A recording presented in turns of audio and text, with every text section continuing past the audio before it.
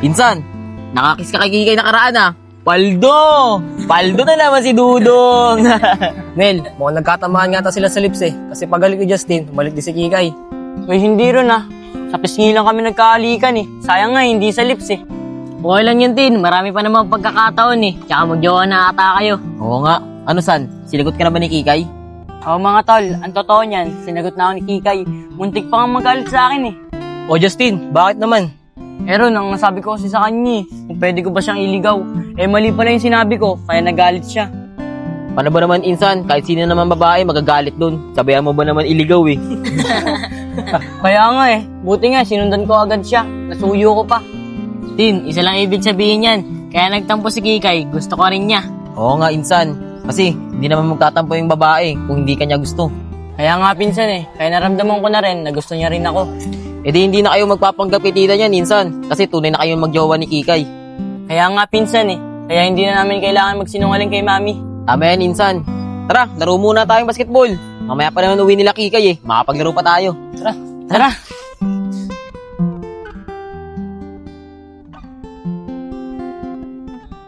Nel, asan na ba sila Justin? Sabi ko kasi sa kanila eh. Samahan ko na sila eh. Sabi naman ni Insan, huwag na daw. Pero hintayin na lang natin dito. Baka parating na rin yun. Sige, antayin na lang natin. Oh, ayun na pala sila eh. Bakit hindi nila pinasok yung tricycle dito? Parang hindi na sila naglakad. Nel, bawal kasi ipasok yung tricycle dito. Kaya naglakad sila. Ah, kaya pala. Nel, sino yung kasama nilang babae? Hindi ko nga kilala yun eh. Ikaw Rod, kilala mo ba yun? Hindi rin Nel eh. Iya, huwag ka mahiya sa mga kaibigan namin ha. Mababait naman yan sila eh. Oo naman Kim, ano ka ba? Sanay naman ako makipagkaibigan. O Kim, sino yung kasama mong babae? Pakilala mo naman kay Aaron. Uy Nel, ano ka ba? Nanditrip ka na naman. Ah, Junel, Pongpong Aaron, si Iya nga pala, pinsan ko. Nga pala si Janelle. Pinapapogi sa akin magkakaibigan. Mataas na mulon, malalim bumaon. O nga pala si Pongpong. Amiyo.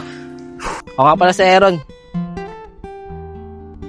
Hoy Aaron, dinidiskartehan mo pa yung pinsan ko ha. Tara na, pumasok na tayo sa kuweba. Tara.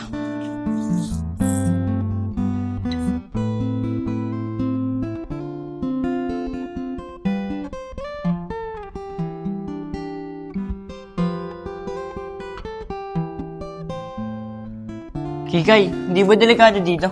Di Justin ha, dito talaga kami pumupunta nila Kim. Hindi delikado dito. Tara, dun pa tayo. Tara.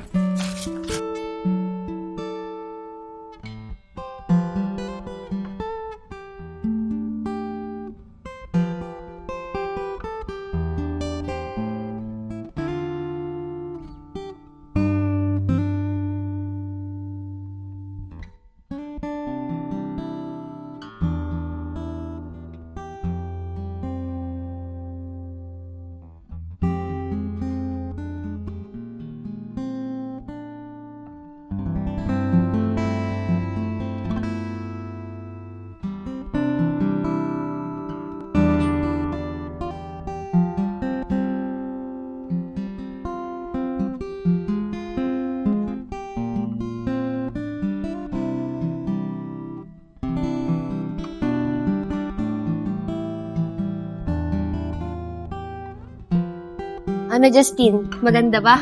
Okay Kikay, maganda doon. Kaso hanggang alas 5 lang, hindi natin nasulit. Hayaan mo, susunod agahan na nating pagpunta. Tara, maghanap na lang tayo ibang tatambayan. Pinsan, dito muna kami ni Kikay. Doon na lang kayo, hanap kayo ng pwesto nyo. Sige Insan, dito na lang kami sa kabila. Tara Kikay. Tara mga tol, doon na lang tayo tumambay. Hayaan na muna natin si Justin tsaka si Kikay doon mag-date. Tara.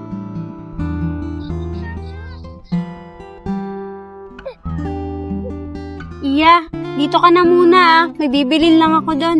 Sige Kim, hintayin na lang kita dito. Mga tol, dito muna ako ah. Rod, tabihan mo na yung pizza ni Kim oh. Diskartehan mo na.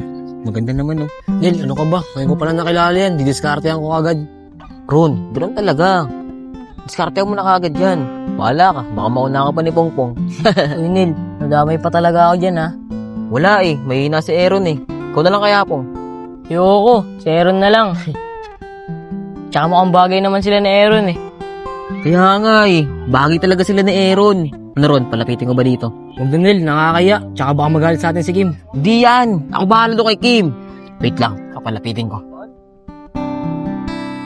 Iya, ba't ka nakaupo?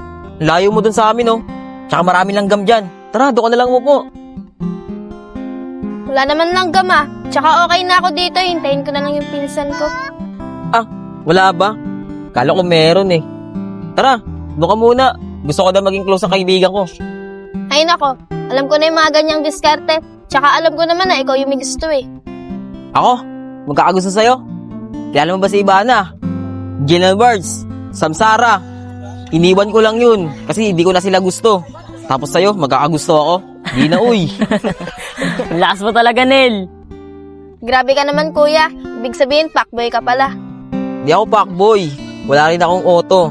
Kaya ko lang ibigay ay ang puso ko. Ay, puso pala ni Aaron. Kaya tara na, tabayan mo na si Aaron para makausap mo rin siya. Makulit ka rin pala eh, no? Sige na nga, para makausap ko rin kayo. Tara, Iya. O Aaron, usap ka nga muna, tabi kayo ni Iya.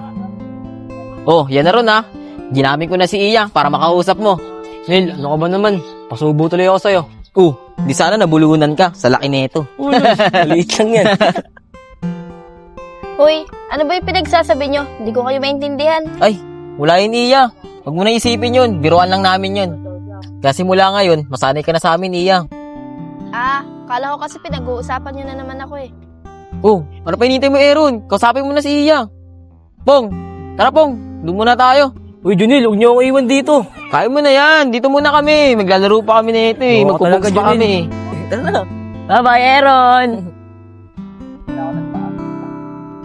Iya, tigasan ka nga pala. Ngayon lang kasi kita nakita dito.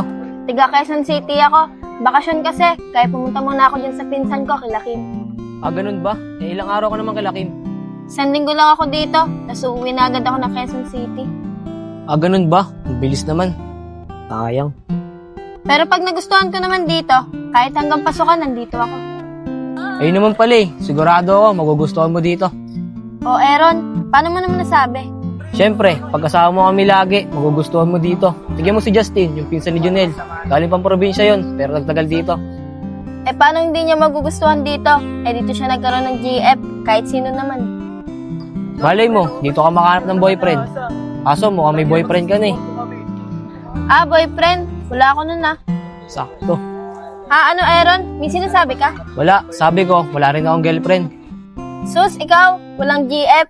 Maniwala sa'yo. Oo nga, wala. Kaya nga naghahanap ako eh. Kasi naiingit na ako kala Justin, tsaka kay Kikay. Sa bagay, di naman hinahanap yan eh. Kusang dumadating yan. Kaya nga eh. Malay mo, ikaw na yun. Oh, asan sila, Junel? Hoy Kim, tara, dito ka muna. Nel, asan yung pinsan ko? Nandun sila nila Aaron tsaka ni Iya. Hayaan mo muna sila dun. Nag-uusap pa sila. Ay nako, Junel, kabago-bago lang dito ng pinsan ko. Hinahanapan niyo agad ng lab team. Okay lang yung Kim. Bagay naman sila eh. Di ba Pong? Kayo talaga, puro kayo kalokohan. Diyan na nga muna kayo, pupuntahan ko yung pinsan ko doon. Hoy Kim, dito ka lang. Ano ba to si Kim? Kakabutihan na yung dalawa dun eh. Bigla pang dumating. Kaya nga eh. Pero wala naman tayo magagawa. Pinsan niya yun. Bagay. Hoy, Aaron, kabago-bago lang ng pinsan ko dito. Dinidiskartehan mo agad. Hindi Kim, nag-uusap lang kami. Murong ka nga dyan, dito ko sa gitna. Iya, okay ka lang ba? Oo, Kim. Okay lang ako. Mabait pala ng mga kaibigan ko. Oo, Iya, di ba sabi ko naman sa'yo, mababait talaga yan sila. Kikay, salamat sa'yo ah. Kasi kahit alam kong may trabaho ka at pagod ka, nabibigyan mo rin ako ng oras para lang makasama ako. Ano ka ba naman? Huwag ka magpasalamat. Normal sa mag-partner yon, yung may oras sa isa't isa. Kasi pag hindi kayo nagbigay ng oras sa isa't isa, panigurado ako magsasawa kayo agad. Kasi hindi kayo nagkikita eh. Tsaka wala kayong oras sa isa't isa. Bakit Kikay, iniisip mo ba na magsasawa ako sa'yo? La, wala naman ako sinasabi ah. Tsaka sinagot ko lang yung tanong mo sa akin. Kikay, malabo ako magsawa sa'yo. At kahit minsan na hindi tayo nagkasama, nabibigyan mo pa rin ako ng oras. Masaya na ako doon. Justin, salamat sa'yo ah, kasi naiintindihan mo ako. Wala eh, hindi ako pwedeng tumigil sa trabaho namin. Dahil alam mo naman yung sitwasyon ko, di ba? Ako lang inaasahan sa bahay. Kikay, ang totoo niyan, ayaw na kita pagtrabahuin. para hindi ka na nahihirapan. Kaya naman kita tulungan eh. Eh, Justin, ayoko naman ng ganun eh. Baka kasi sabihin ng ibang tao, kaya kita minahal kasi may pera ka. Bakit kaya pakinggan? Kikay, ano naman? Ako naman may gusto ah. Tsaka ba't mo sila papakinggan? Ginusto ko yon dahil mahal kita. Ano ka ba naman, Justin? Mag-girlfriend at boyfriend pa lang naman tayo eh. Wala ka pang karapatan na tulungan ako. Lalo na yung pamilya ko. Kikay, ano naman? Gusto mo, pakasal na tayo eh. Ano ka ba naman, Justin? Oo, alam ko na kaya mo na akong pakasalan. Pero kasi ang gusto ko yung kilalang-kilala na natin yung isa't isa. Tsaka kilala ka na ng mga magulang ko. Sa bagay, Kikay, siya nga pala. Kailan mo ako papakilala sa magulang mo? Sa totoo niyan, Justin, nasabi ko na sa mga magulang ko na may boyfriend na ako. At ikaw yon. Hayaan mo, Justin, pag may oras, papakilala kita sa kanila. Gusto mo, doon ka na rin matulog eh. O sige, Kikay, bukas na agad para makatabi naman kita matulog. La, hindi pa tayo pwede magtabi sa pagtulog. Kung gusto mo, matulog sa amin. Kaso, tabi kayo ni Papa. Ganun ba, Kikay? Sige, tatabihan na lang kita. Pagtulog na silang lahat. Hayaan mo, Justin. Pag kinasal na tayo, pwede na tayo magtabi sa pagtulog.